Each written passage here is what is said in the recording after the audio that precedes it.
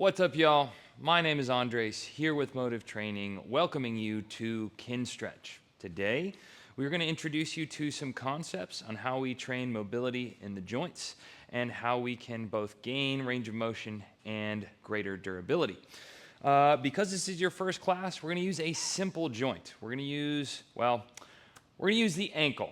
Now, there are a lot of complexities in the ankle. However, in my opinion, for the stuff we're going to do today, it is relatively simple to wrap our minds around kind of the compensations and the pitfalls that we want to avoid. Let's start with our ankle CARs. Now, don't need a ton of equipment today. I'm going to be using a block and then one of these bands. So I've got two just in case you have one or the other. I'll show you how we use both. That is for later, but for now, let's simply use a block. And I'm really just using this block to elevate my leg off of the floor. So honestly, when I don't have a block, I kind of use my other leg as a kickstand. However creative you want to get, essentially we just want this leg to be rested and we want our heel and ankle foot to be off of the floor. So we're going to go into ankle CARs, which you should be somewhat familiar with. If not, no worries. Relatively simple movement. Again, we want to avoid compensation. And when we say compensation, this means other joints or other areas of the body trying to help or assist in the movement that we're trying to create. When it comes to real life, compensations are normal, right? We use our entire body to do things. When it comes to training, we want to isolate. We want to create tension in specific muscles. So we're going to, again, try to eliminate compensations. And when it comes to the ankle, in this position, the common compensation is going to come from the hip and is going to look like your knee or your entire leg rolling from side to side, right? So as I try to move the ankle, again, it's common for your brain to think that this is helping. We are going to do our absolute best to prevent that. So if you need to, we may even need to kind of grab onto the leg here to prevent any of that movement from occurring. Let's start again simply. We're going to point the toes. And again, we're not just going through the motions here. I'm trying to find the absolute end range of which I can point my toes. So I should get a nice squeeze or a nice contraction across the back of the ankle and the calf here. All right, I'm holding on to that squeeze. I'm still trying to point my toes as much as I possibly can as I'm carving the ankle inward towards the big toe, right? And eventually we're going to lose some of that point. We're going to start to lift, and we're going to then switch the contraction or that kind of maximum effort to the inside of the ankle. We should get a nice squeeze there. And hold on to that squeeze as now we start to lift, right? And again, we're going to slowly start to lose that inward roll as we lift, and we're going to shift to a more central position. Same concept. Can I squeeze and lift my foot into that vertical position as much as possible? I keep lifting as now I'm turning towards the pinky toe. Again, I'm slowly going to lose that lift as then I switch to that contraction on the outside of the ankle. And again, notice this has not moved at all, right? I'm going to continue squeezing on the outside of the ankle as I go back to the first component, which is again pointing my foot, squeezing through the back and the calf. Let's get one more nice and slow. I point as I carve towards the inside, towards the big toe. I'm squeezing towards the big toe as I lift the foot, and that's going to eventually switch into a squeeze into the top of the ankle here. As I then carve towards the pinky toe, I squeeze on the outside, and I eventually end up back into my pointed position. We're going to pause here. Again, pointing the toe as much as I can, getting a squeeze through the back of the calf and the back of the ankle. I'm going to switch directions. We're going to carve towards that pinky toe, squeeze towards the outside of the ankle. As we lift, we squeeze towards the top of the ankle. We're going to carve towards the big toe, right? Squeeze towards the inside of the ankle as we point. And then as we point, we squeeze the back of the ankle. Let's get one more. Squeeze towards that pinky toe. Lift and squeeze towards the top of the ankle. Carve towards the big toe, squeeze to the inside, and point. Very good. And again, soft bend in the knee here, right? I don't really need to force this to lock out. Really, the main compensation is going to be that back and forth. All right, let's now switch the ankle here. Same exact process on the other side. Let's begin the same way. Again, if you need to hold on to your leg, remember we are not allowing any of this to occur. And if you're new to this, if you're unsure, default to holding, because again, your brain is likely going to do this without you being very aware of it. Okay, so from here again we point, we're squeezing calf, Achilles, back of the ankle. We're going to carve towards that big toe, trying to keep that foot pointed as long as possible. We end up with a squeeze on the inside of the ankle. We're going to start to lift. Keep trying to squeeze towards the inside, right? As we eventually lose that, we squeeze towards the top, right? Pull those toes center. Then we're going to carve towards that pinky toe, squeezing towards the outside of the ankle. And then we're going to switch to pointing. And again, our original contraction here in the back of the ankle. Let's keep going. Carve and squeeze towards the big toe, inside of the ankle. Lift as we squeeze towards the top, flex towards the shin, carve towards that pinky toe, squeeze towards the outside, point and flex the calf. We're going to pause here. Let's go one more other direction, right? Squeeze towards the pinky toe. Lift as we squeeze towards the top of the ankle. Carve towards the big toe as we squeeze the inside. Switch to a pointed. Flex through the calf, the Achilles. Carve towards that pinky toe. Lift and squeeze towards the front of the ankle. Carve towards that big toe. Flex the calf and Achilles as we point. Very good. Relax here. And if we did that correctly, again, really trying to squeeze and maximize those efforts, we should have gotten a little bit of fire, a little bit of spice into the ankle and the surrounding tissue. So that should feel pretty warmed up, maybe even a little bit fatigued, okay?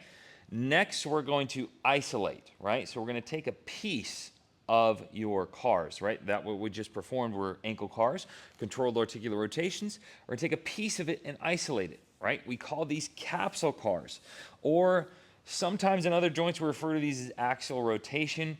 Ankle is not quite a rotational joint as much as we would consider like a hip or a shoulder, a ball and socket joint. So for the ankle, we refer to these as capsule CARs. But essentially we're isolating, right, inversion and eversion of the ankle, right? This may be more relatable to you in how you kind of sprain your ankle, right? When it twists, when it rolls. So we want to, again, isolate, number one, our brain's ability to control this, and then we can also isolate kind of the contraction fatigue to that very specific movement, okay? Same idea here. I'm going to hold on to my leg. I'm not going to allow any of that compensation to occur. I'm going to pull my ankle into a relatively neutral position, right? I almost want 90 degrees, right? My foot is pointed straight up in the air. My leg is perfectly parallel with the floor. And I'm simply going to carve towards the big toe, not losing that 90-degree angle. I should get a squeeze on the inside and maybe even a stretch on the outside. All right, from here we keep that 90 degrees as we squeeze towards the pinky toe. Not likely you're going to feel much of a stretch on the inside, but if you do, good. And then we're just going to go back and forth, right? Really trying to keep that ankle tense the whole way. Really trying to keep everything contracted, right? I'm not loose and relaxed as I'm traveling in the middle here. All right, it's not just a squeeze it in range, relax, squeeze it in range. I'm keeping everything tense and flexed the whole way. Really trying to squeeze, right? Really trying to keep everything engaged the entire time. Let's get a few more here. And again, this is more teaching our brain, right, how to isolate this movement, how to create that control, right? The more control we have over a joint, the more protected we are, right? If we lack control, we can likely end up in dangerous positions. But if the more control we have, right, the more we are able to keep ourselves in safe and strong positions. All right, let's get one more each side. We're going to go inside and outside. Very good. And again, if we did that correctly, ankle should be a little bit tired. That should have fatigued a little faster because we were kind of sticking to one lane or one simple range of motion there and keeping pressure and tension on very specific tissues. Okay, same thing on the other side. Again, we already know what's going on here. We're going to kind of pull that ankle into a neutral position. I'm going to flex and engage everything. I'm going to keep that turned on as I carve towards the big toe. Again, looking for a stretch on the outside, squeeze on the inside, carve towards the pinky toe, right? Squeeze on the outside, likely not much of stretch on the inside. Again, you might if you're pretty tight, but let's just go back and forth, really trying to get this stuff tired. Slow and steady. Now, we would refer to this as the rotational component of the ankle. And remember, one concept that we want to kind of stick into our brains for every single joint besides the spine is that the rotational component is the foundation of the joint. So if we are limited, right, in a linear movement, for instance, the ankle would be kind of pointing or lifting, we want to make sure that we have adequate range in the rotational component first, right? And we are going to do kind of a linear exercise next, which is why we're making sure we're warming up this rotational foundation, all right? So make sure we're keeping that ankle locked, we're keeping it engaged, right? We're really trying to tire that ankle out, squeezing and stretching as we go. One more each side. Very nice. Okay, ankle should be sufficiently warm, right? We did our workspace with our CARs, right? We took the ankle through its entire range of motion. We now prepped the rotational foundation to make sure that those tissues were loose and ready to go so that we can now work on the ankle capsule in a linear component, in dorsiflexion, right? So we are now going to perform an exercise in which we are asking the body for more space in the ankle. We refer to these usually as capsule stimulus, right? The capsule is what governs the range of motion in the joint.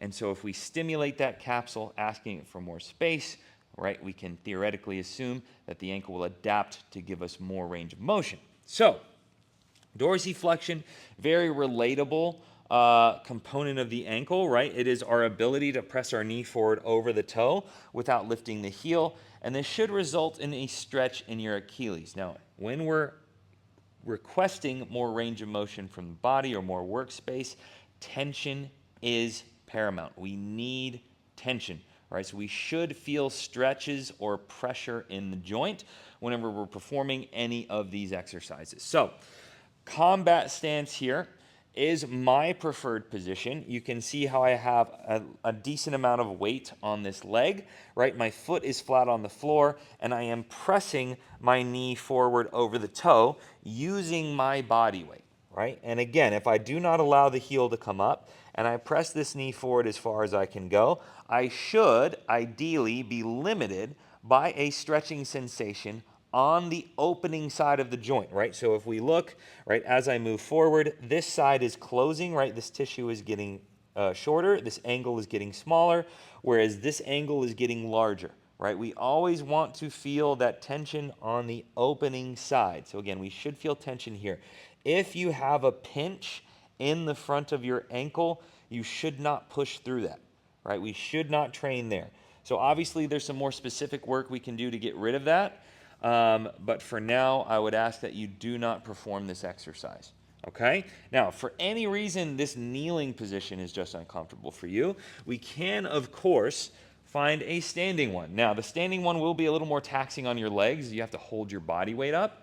But the ideal component here is that we do have a bent knee, right? So if I wanted to work this in a standing position, I would bend the knee and then press that knee forward until, again, I find that limiting stretching sensation in the back of the ankle. Now, if we do have limited range in the ankle, your body, right, even though it's not intentional, it's something that you've asked your body to do, as you press that knee forward, you may feel, right, like you're pulled to press that knee either to the inside towards the big toe or towards the outside, right? But we want to make sure we're finding as much range of motion in that center line, right? Wherever that knee wants to kick, that's the end range. Stay there, right? Stay with the knee in line with the toe. Do not let that kick or that swerve happen, okay?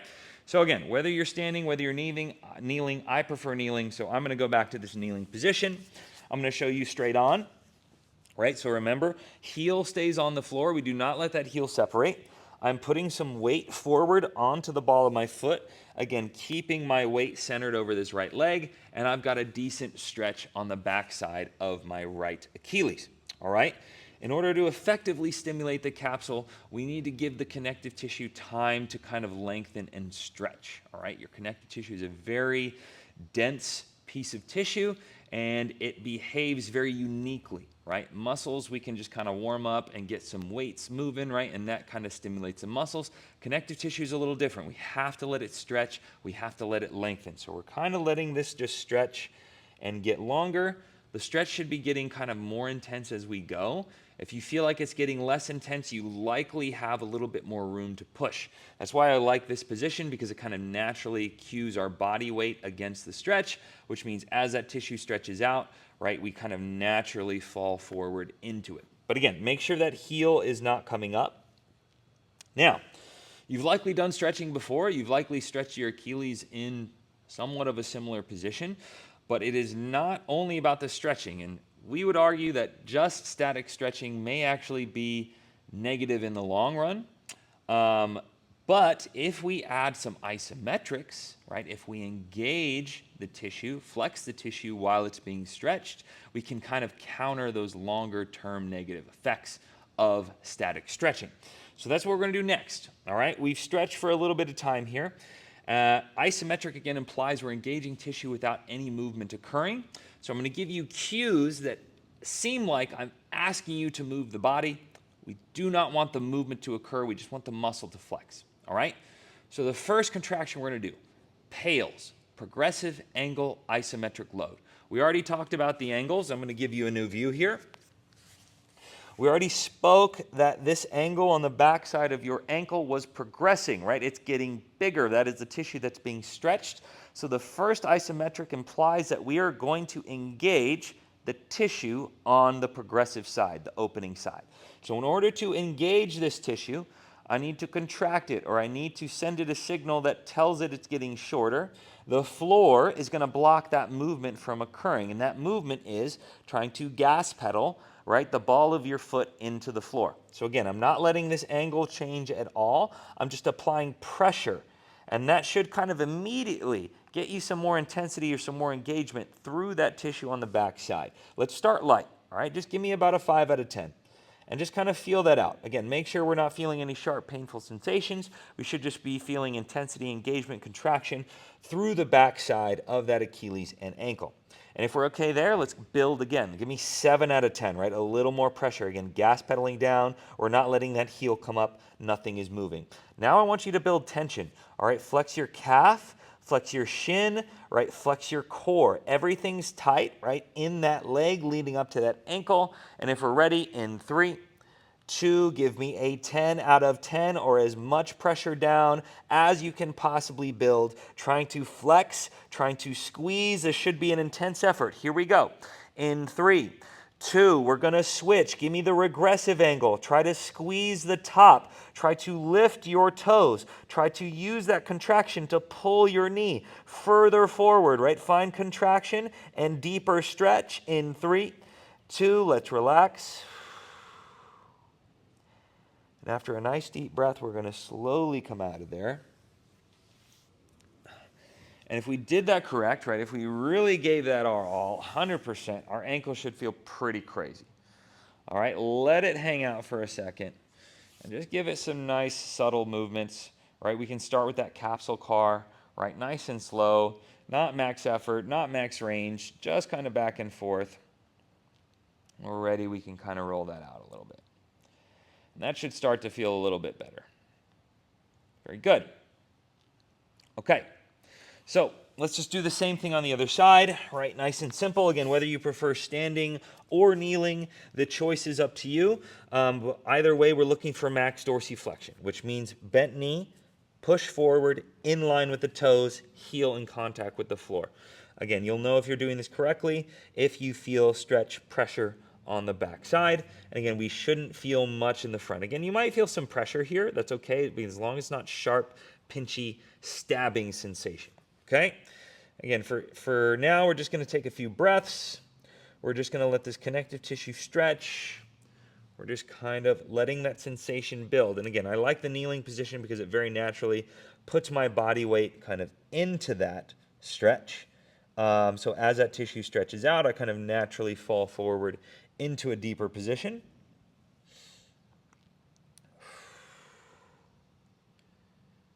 Again, intensity should be building across the Achilles. We should be letting that stretch kind of settle in, and it should start to kind of build. A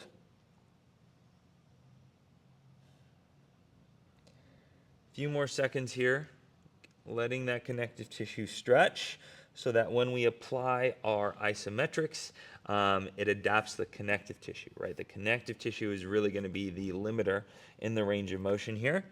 And so we need that stuff to adapt or to receive the force that we are applying.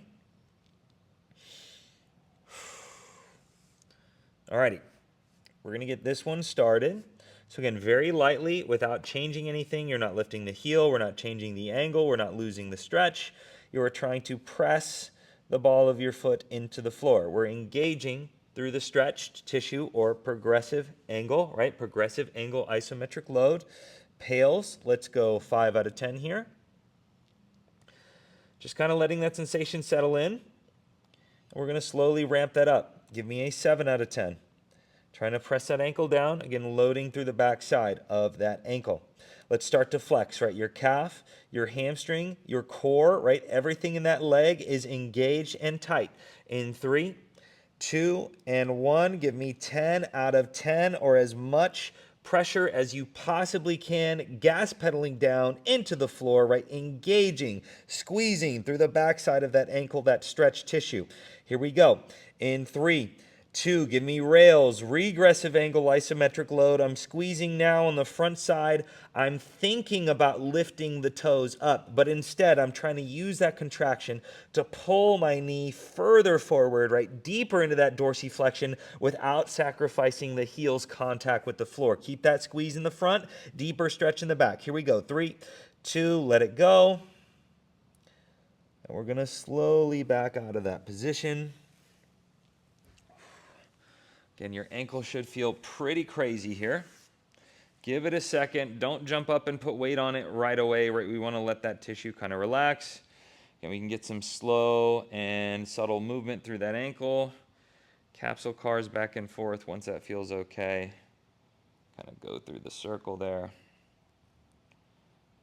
Very good. Okay. So, again, we've been over a couple concepts here, right? We've established workspace through CARs and capsule CARs. We've now requested the body more workspace. We want to open the ankle into more dorsiflexion, right? Theoretically, we have just cultivated that, right? If we did that correctly, right, on that rails contraction, we likely pull the ankle a little bit deeper, opening up that capsule, getting some new space. But we're not done yet. We need to teach our brain how to use this space, right? So we want to set up our ankle in a close to end range position, right? The closer we get to end range, the harder it is to contract tissue. And then we're going to kind of force the ankle to work here. So let me show you what I mean. I'm going to go back to my right side. My right ankle was the first ankle that I worked, so it should be the most rested. It should be the most ready by now. So I've got a decent amount of dorsiflexion, which means it takes me a pretty extreme angle to find end range. But if I allow my ankle, right, a really open position here, look at how much space I have to lift. This is not end range training, right? Even though theoretically I can get to end range here, it's not really forcing me to, right? So this is too much space. I can lift off the floor really easily. Well, what if I kind of find a vertical shin position? I'm getting closer, right? So now I have less range. It's getting a little bit harder to squeeze here, but we want to really find a close to end range position. So now if I go into this negative shin angle, right, that might even be a little too far for my active range. I would say this, right, is about right. Slightly negative shin angle. I can just barely get the ball of my foot to separate from the floor, just about an inch or so, maybe even less. All right, so that's what you want to find, whatever that looks like for you. So you may have less. You may have been able to stretch really far, but your active range doesn't necessarily match the passive range. Actually, your active range is always going to be less. So it makes sense that my passive range is way over here, right? So you would think if I just back up a little bit, I'd be able to lift, but I can't, right? I do not have the neurological control. So I have to back up even further and then barely get off the floor here. And again, that's what we want. So don't worry about how deep you were in the stretch. Just find a position where you can barely get your toes off the floor, but we're balancing on the heel, right? The heel is still in contact. So now that I've found that position, hopefully you have too, let's get into the exercise. I'm going to brace my body lightly. I'm balanced in a position where it's easy for me to maintain this angle, right? I'm not in a precarious place where I have to lean back or it's difficult to stay here or I'm falling forward, okay?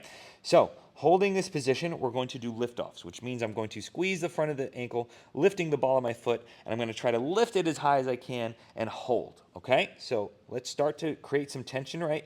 Calf, hamstring, glute, and core are engaged. In 3, 2, and 1, I'm trying to lift, I'm trying to squeeze, I'm trying to hold that tension in the front of the ankle. It should be intense. Here we go. 3, 2, set it down, take a breath.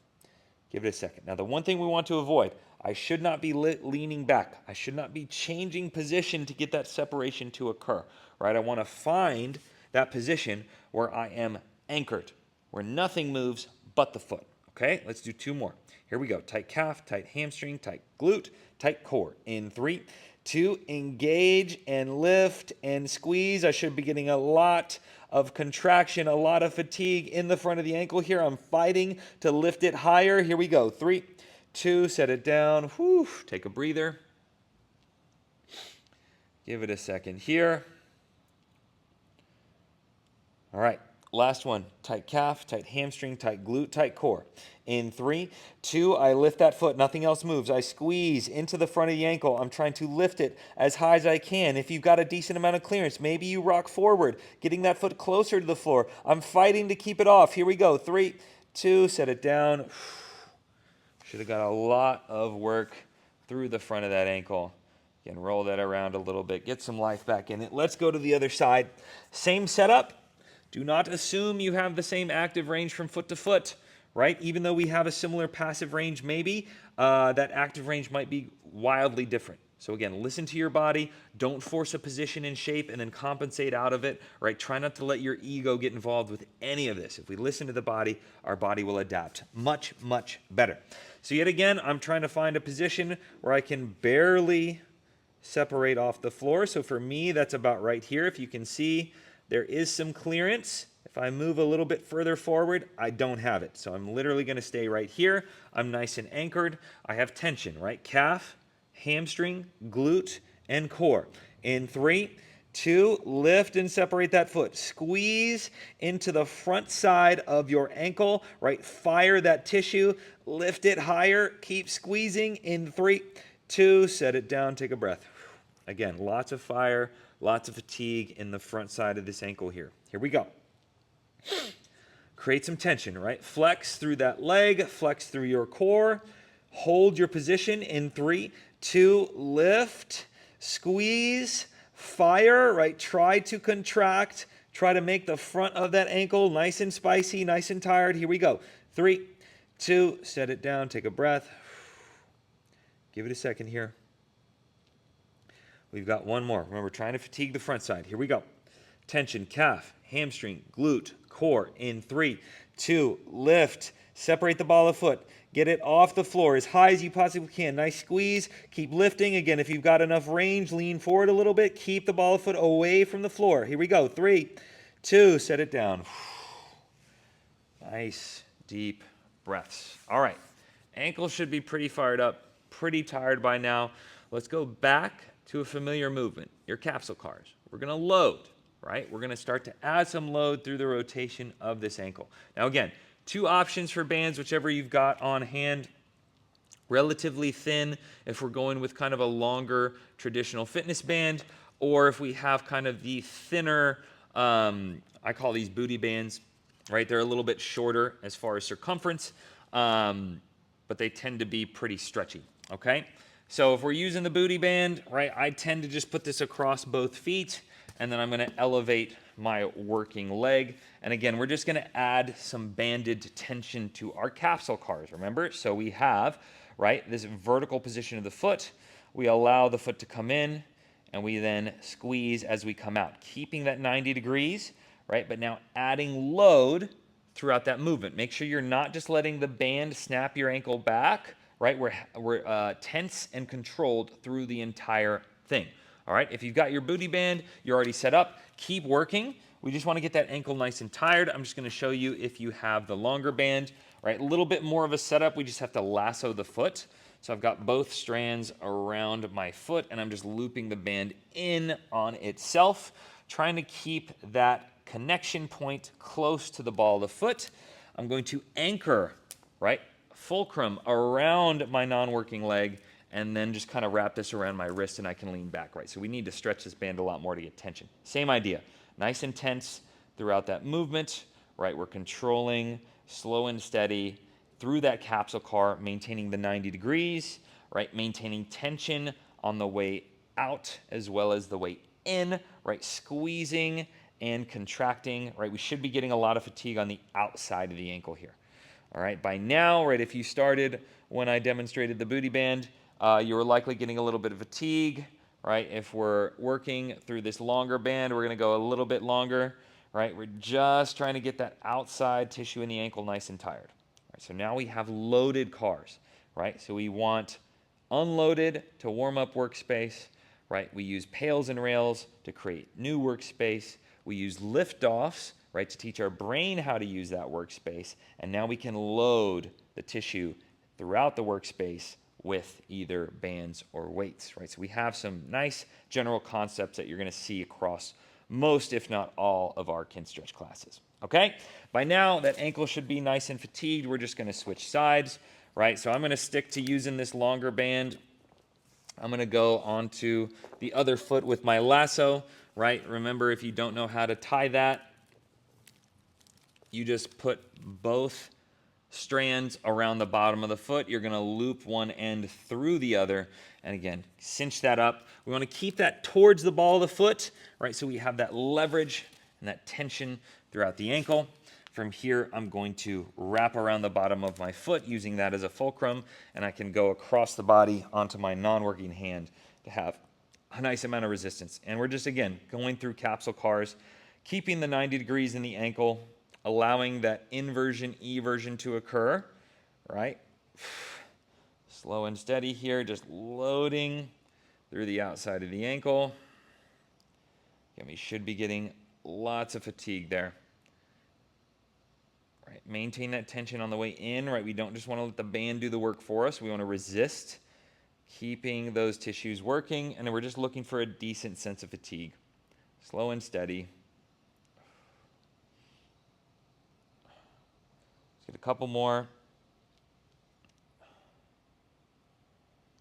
Here we go. In 3, 2, and 1. Very, very good. Excellent work. Thank you all so much for checking this out. Your ankles should be nice and toasty, and just keep in mind, these are all kind of similar concepts that we're going to continue to build on. We started with the ankles today just because, in my opinion, it's kind of easier to manage compensations, right? As we get into kind of more centralized joints, for instance, the hips, the spine, and the shoulders, a lot of compensations are kind of easy to occur there. So we want to understand these concepts before we move on to those kind of larger, more difficult to manage areas. All right? Stay tuned for the next one. Thanks for checking this out. We'll see you next time.